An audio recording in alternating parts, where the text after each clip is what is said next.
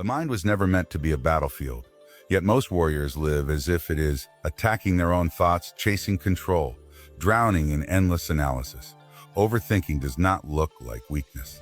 It disguises itself as intelligence, preparation, caution. But beneath it lies fear, the fear of choosing, the fear of failing, the fear of being fully present. In the ancient traditions of the warrior, there was a state beyond thought, a space where action flowed without hesitation, where the mind did not interfere, and the body moved with quiet certainty. This state was called Ku No Sekai, the world of emptiness. Not emptiness as absence, but as freedom. Freedom from noise, freedom from ego, freedom from the endless loop of thought. This is the story of a warrior trapped in his own mind, skilled, intelligent, paralyzed by analysis, and of a master who teaches him that clarity is not found by thinking harder, but by learning when to stop thinking altogether. Through silence, discipline, and deliberate presence, the warrior will learn that overthinking is not solved by answers, but by alignment. And that mastery is not control of every variable, but trust in awareness itself. This is not a story about escaping thought. It is a story about entering flow, where thought dissolves, fear loosens its grip, and action becomes inevitable. This is the path into Ku No Sekai. If you enjoyed the video, don't forget to like, comment, and share so I can keep bringing you great content. Chapter 1. A mind that will not rest. The warrior arrived before dawn, when the mountains still breathed darkness, and the world had not yet decided what it would become. No. Mist clung to the stone steps of the dojo like an unspoken warning. He climbed them with confidence in his body, but unrest in his mind. He was not weak, he was trained. He was fast, disciplined, respected where he came from. Yet inside him, nothing was still. Every step he took was followed by a thought. Every breath invited analysis. Every possible future demanded attention. He believed this was intelligence, preparation, control. But control, when rooted in fear, becomes a cage. The master watched from the shadows, saying nothing. A man shaped by silence rather than words. His presence alone disrupted the warrior's rhythm. The warrior bowed, expecting instruction, correction, evaluation. None came. Instead, the master gestured toward the courtyard. Empty. No weapons, no targets, no opponents. A sit, he finally said. Hours passed. The warrior's legs ached. His back tightened. His patience collapsed inward. Thoughts raced louder in the absence of movement. Memories replayed. Imagined failures rehearsed themselves with cruel precision. His mind leapt ahead. What is this training? Am I wasting time? What is the purpose? This was his real battlefield. The master returned only once the sun had climbed high. You think too much, he said calmly. You live one step ahead of reality. The word struck harder than any blade. The warrior protested internally. Thinking had kept him alive. Anticipation had made him sharp. Planning had brought him victories, but the master did not argue. He simply observed. You prepare for battles that do not exist, the master continued. And when the real moment arrives, your strength is already divided. The warrior was ordered to walk the grounds. Slowly, deliberately, no goal, no destination, just movement and awareness. It was torture. His mind refused to obey. Every step became a commentary. Every sound triggered judgment. He noticed how addicted he was to mental noise, how silence felt like loss of control. That night, as the wind cut through the wooden halls, the master spoke again. Overthinking is not wisdom, he said. It is fear disguised as strategy, ego pretending to protect you. The warrior slept poorly, dreams fractured into unfinished thoughts. He woke exhausted despite rest. In the days that followed, nothing changed on the surface. No combat, no praise, only repetition, sitting, walking, observing. The mind fought harder than the body ever had, and then something unsettling revealed itself. The warrior realized he could not stop thinking, even when he wanted to. This frightened him. He had trained his muscles for years, but never his attention. His discipline was external, his spirit ungoverned. Under pressure, his thoughts multiplied instead of clarifying. He hesitated not because he lacked courage, but because his mind never arrived in the present. The master finally named the problem without judgment. A scattered mind cannot enter the moment, he said. And a warrior outside the moment is already defeated. Modern science would agree. An overactive mind keeps the nervous system in constant alert. Precision decays. Reaction slows. Energy leaks through imagined futures and rehearsed fears. The ancient system knew this long before language explained it. The warrior bowed that evening, not from respect, but from surrender. For the first time, he understood the truth. His enemy was not the world, not pressure, not opponents. It was the restless mind that refused to rest, and until it learned stillness, no technique would save him. The path had begun, not toward more knowledge, but toward presence. Silence was not introduced gently. It was imposed. At sunrise, the master removed speech from the warrior's days as one would remove a weapon, without explanation, without ceremony, no questions, no answers, no reassurance, only gestures and expectation. The warrior assumed silence would bring peace. Instead, it brought war. Without conversation, without instruction, without distraction, the mind turned inward and grew louder. Thoughts collided, memories resurfaced with sharp edges. Old failures demanded attention. Imagined futures competed for dominance. His body sat still, but his inner world ran endlessly. He began to understand something disturbing. Noise did not come from the environment. It came from within. The master watched closely, noticing every shift in posture, every twitch of impatience. He corrected nothing. Silence was the correction. Hours of sitting stretched into days. The warrior noticed how his breathing shortened when thoughts accelerated. How tension rose in his shoulders without cause. How fear arrived without an external threat. This fear had no shape, only sensation. At night, alone in his quarters, the warrior tried to escape it by thinking harder. Planning, reviewing, solving imaginary problems. But the harder he thought, the louder the mind became. Fatigue followed. Frustration deepened. On the fourth day, the master finally spoke. "A silence does not create chaos," he said. "It reveals it." The words landed with clarity. The warrior had believed his thinking was controlled, deliberate, useful. But in silence, it exposed itself as compulsive, automatic, repetitive. Thought was not serving him, it was consuming him. The master instructed him in one thing only: breath. Not special breathing, not forced calm. Just attention. Inhale, the master said softly. A notice. Exhale. A do not interfere. The warrior struggled immediately. The moment he noticed his breath, he judged it, adjusted it, tried to improve it. Even awareness had become another task for the ego. The master corrected him without words, placing a hand lightly on the warrior's chest, steady and unmoving. "Let it be," he said. Slowly, something unfamiliar occurred. Between one thought and the next, there was a pause, brief, fragile, almost invisible. But it was there. In that gap, the warrior felt no fear, no doubt, no urgency, just presence, raw and unadorned. The mind quickly rushed back in, but the damage was done. He had seen beyond it. Over the following days, the pauses grew slightly longer, not through effort, but through patience. The warrior stopped trying to silence thought. He began to observe it. This changed everything. Thoughts lost authority when they were watched. Fear weakened when it was not believed. The warrior noticed how the body responded immediately to imagined danger, heart racing, muscles tightening, even though nothing was happening. The master explained quietly, "Your nervous system cannot distinguish between real threat and imagined threat. Overthinking keeps you in permanent battle."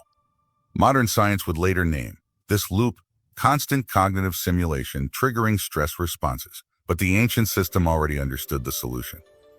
Awareness before reaction. Silence became the forge. Without distraction, the warrior learned to feel the earliest signs of agitation, the subtle tightening before frustration, the shallow breath before doubt. He learned to stay with sensation instead of escaping into analysis. This was not calming in the way he expected. It was grounding, honest, sometimes uncomfortable. But discomfort, he learned, was not danger. One evening during extended stillness, a wave of fear surfaced without warning. Fear of emptiness. Fear of insignificance. Fear that without thought he would disappear. The master noticed his tension immediately. "You are afraid of silence because it removes your identity," he said. "The mind talks so you do not have to face the unknown." The warrior did not respond. He could not. The truth was undeniable. Overthinking had been a shield. A way to maintain control when none truly existed. That night, sitting alone, the warrior stayed present with the fear instead of escaping into thought. His breath slowed naturally. The fear did not vanish, but it softened, then passed. Nothing dramatic happened. And that was the lesson. Fear fed by thought grows, fear observed dissolves. By the end of the week, silence no longer felt like punishment. It felt revealing, honest, clean. The warrior understood now. Clarity is not achieved by thinking less forcefully, but by seeing thought clearly, without attachment. The noise had not disappeared, but it no longer ruled him. The task was almost insulting in its simplicity. At dawn, the master led the warrior to the edge of the courtyard and placed a wooden bucket in his hands. No explanation followed, no ceremony. Just a gesture toward the stone path that circled the dojo. Walk, return, repeat. No weapons, no variation, no end announced. The warrior complied at first with discipline, but inside resistance rose immediately. His mind searched for meaning, for progression, for difficulty. This was not training, this was monotony. He told himself this could not be the path to mastery. The bucket was light. The steps were slow. The path never changed. After the first hour, irritation surfaced. After the second, boredom hardened into resentment. His thoughts grew sharp and restless.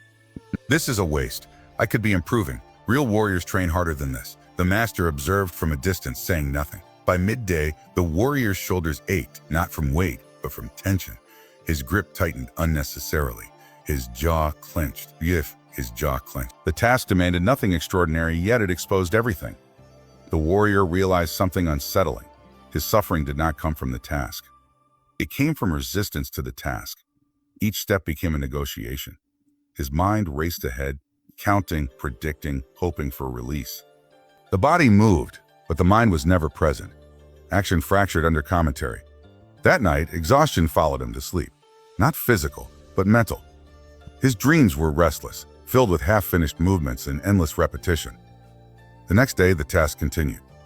Same bucket, same path, same silence. The warrior's frustration peaked. His ego rebelled openly now. Simplicity felt like an insult because it offered no validation.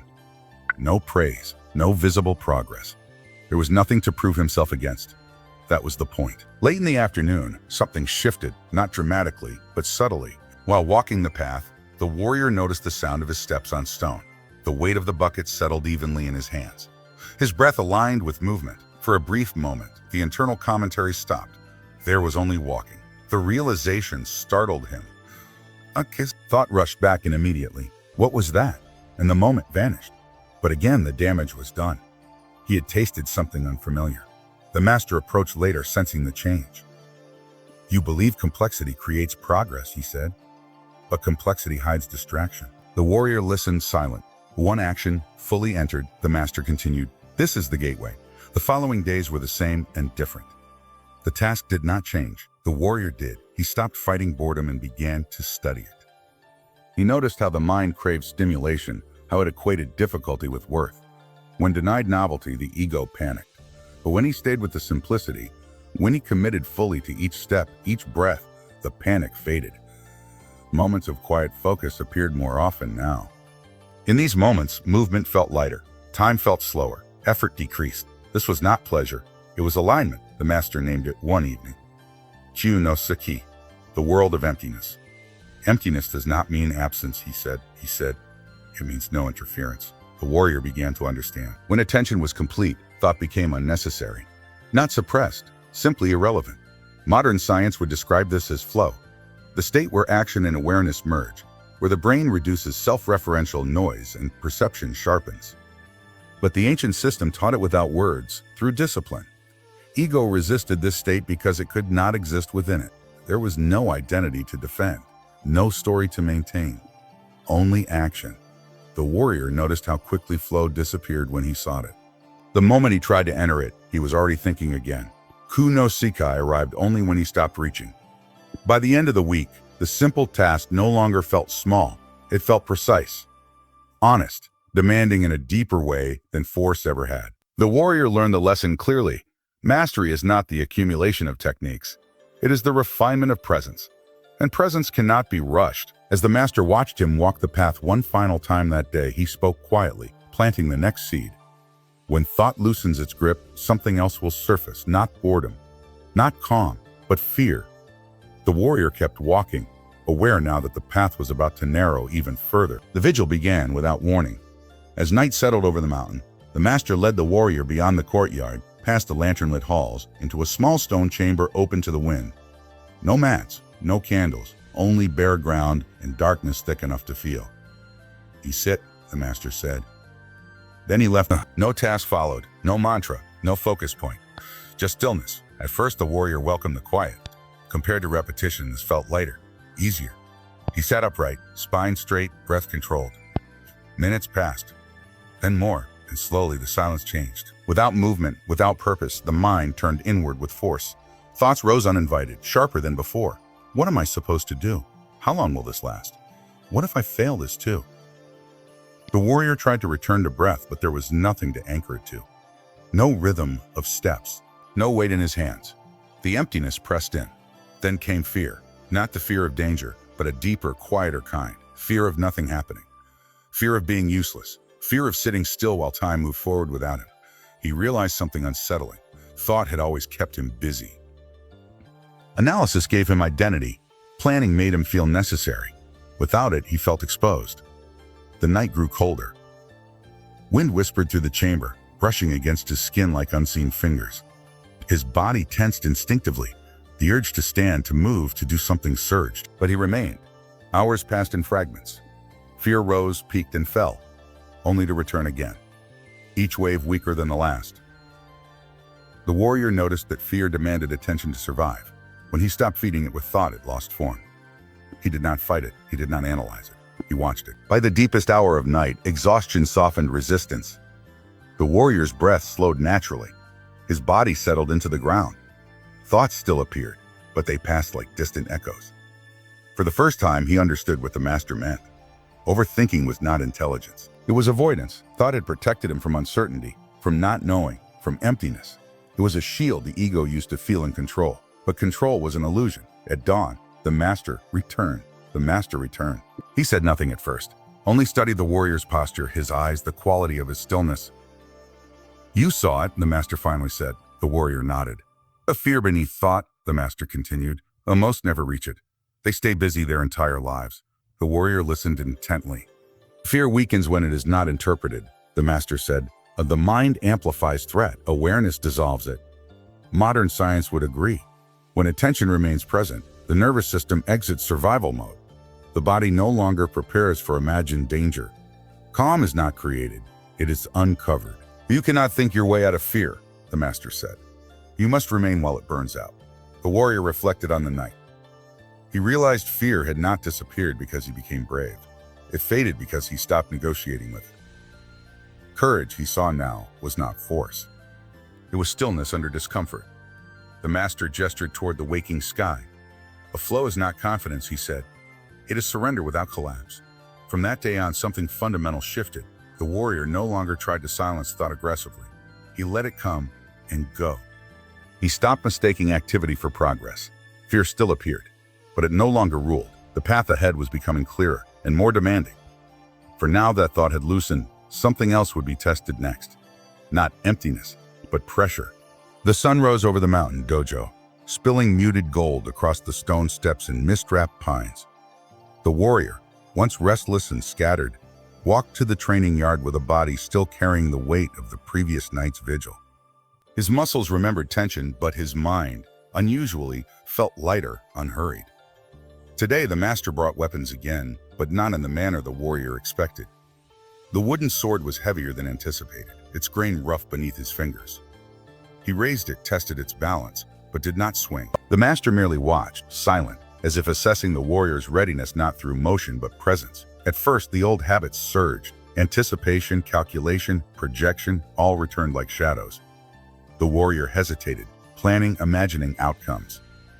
Yet each time he attempted to act from thought alone, the swing faltered, the stance wavered.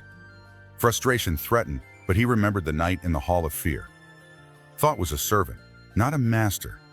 Ego no longer dictated movement. He lowered his eyes, inhaled slowly, and let motion come from the body's natural rhythm. His feet shifted, weight balanced, arms extended, not from analysis, but from the totality of presence cultivated over days of stillness and simple tasks. Time seemed to stretch and compress simultaneously. The world outside vanished. There was no I thinking, judging, or planning. Only movement, intention, and awareness. The master finally spoke. "This is Ku No Sekai, of the world of emptiness. Thought is not absent, but quieted to its rightful role. Flow is not a feeling. It is alignment. The mind and body are no longer separate. Every action is immediate, correct, inevitable. The warrior repeated strikes, blocks, and maneuvers. Each was precise without force, effortless yet exacting. He experienced what the master had described countless times in words but never truly grasped. Movement without commentary, clarity without effort, strength without strain. His body responded naturally. Perception widened. Reaction was instant yet deliberate. Overthinking had no foothold. Every repetition reinforced the lesson. Mastery is not achieved through complexity or external validation. It emerges when attention inhabits the moment fully. Ego, fear, doubt. They no longer tainted motion. The warrior understood that flow is not spontaneous luck or temporary inspiration. It is a disciplined state, forged in silence, repetition, and the confrontation of internal chaos. By sunset, sweat had soaked his training gi, and his muscles ached pleasantly from effort. Yet exhaustion was not frustration, it was satisfaction. For the first time, practice was not labor, it was a living meditation. He realized that Ku No Sekai was not an endpoint but a doorway. Each movement, breath, and choice would now carry the imprint of this alignment. The master's gaze lingered. Remember, this state is portable. It exists wherever attention resides. Do not chase it, live it. Let it guide action rather than demand it. The warrior bowed. No words were necessary. He felt the truth silently. Overthinking had been dismantled. Thought had been relocated to its rightful place, a servant of action. This was the state he had sought unconsciously all along. The world of emptiness, the warrior flow, the unbroken alignment of mind and body. Ku No Sekai was no longer abstract. It was now his reality. The path ahead would test him further. Life outside the dojo would challenge focus, patience, and presence. But the seed had been planted, and the warrior was ready. Dawn broke over the mountains, scattering gold and mist across the dojo's quiet courtyards. The warrior stood at the edge of the cliff, gazing down at the valley below, where life moved in its ceaseless rhythm. Today, he would leave the sanctuary of the mountains, the dojo that had shaped his mind, body, and spirit. Yet he did not feel fear or hesitation, only the quiet certainty that comes from having faced oneself fully. The master approached silently, his steps barely stirring the morning air. "Remember," he said, voice calm as the wind over the pines, "is you not a place. Offensive. It is the discipline within you. The world will try to lure you back into distraction, through pressure, expectation, uncertainty. But the state you've cultivated is portable. Presence travels with the breath, with the mind with act." The warrior nodded, feeling the weight of the lesson settle deep into his bones. Overthinking, hesitation, and ego had once governed every decision. Now, thought was a tool, not a master. Action arose naturally, with clarity, precision, and intent. Every movement, whether sweeping the floor, raising a hand in combat, or bowing in greeting, carried the imprint of discipline. The mind was steady, the body responsive, the spirit anchored. As he descended the mountain path, the world unfolded in its familiar chaos. Merchants shouted, villagers hurried, wind rattled bamboo. In the past, this noise would have frayed his focus, tugged at attention, and stirred inner turmoil. Today, he moved through it as a stream moves past rocks, aware, unshaken, precise. Decisions were made decisively, without attachment or hesitation. The warrior felt the invisible alignment of thought, breath, and motion guiding him in every moment. Each encounter became a practice, each challenge an opportunity to exercise presence. The lessons of the dojo, silence, repetition, observation, surrender to flow, were no longer confined to training. They were woven into life itself. Mastery, he realized, is not a medal, a title, or recognition. It is the quiet, consistent execution of attention and discipline in all things, large and small. By nightfall, the warrior reached the village below, his steps calm and purposeful. The firelight of the evening illuminated familiar faces, but he no longer sought approval or validation. Within him, Ku No Sekai lived. His mind, free of distraction, was a weapon and a sanctuary. His actions were deliberate, his choices clear. He had become the unshakable warrior, the one who commands himself under pressure, who walks through life not controlled by circumstance, but anchored in presence. The path would always be challenging. Temptations, chaos, and the pull of overthinking would return. But the warrior carried within him the internal discipline to remain calm, focused, and unbroken. Final truth of the system revealed itself. True mastery is silent, invisible, and eternal. Presence is not an act. It is a way of being in. The warrior walks it now, In every breath, thought, and motion, free of distraction, aligned with reality, and utterly unshakable. Overthinking dissolves when presence is complete. True mastery arises when the warrior enters action without fear, ego, or resistance.